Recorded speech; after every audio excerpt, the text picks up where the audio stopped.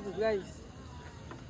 So guys, ngayon palubog na yung araw. So ang lulutuin natin for dinner is tinulang manok, no? Tinulang manok. So ito maghihiwa ako ng mga ricados, cabbage, sayote, itong sili na labuyo, tapos itong pechay. So yung manok hiniwa na kanina at na lang yun, tawag dito, lulutuin na lang, no? So ito na lang yung kulang. So i-ready na lang to kasi nagluluto pa kami ng kanin. So pagkatapos ng magluto ng kanin, yun, yung kanin. Layo mo na, kainay mo ng kayo.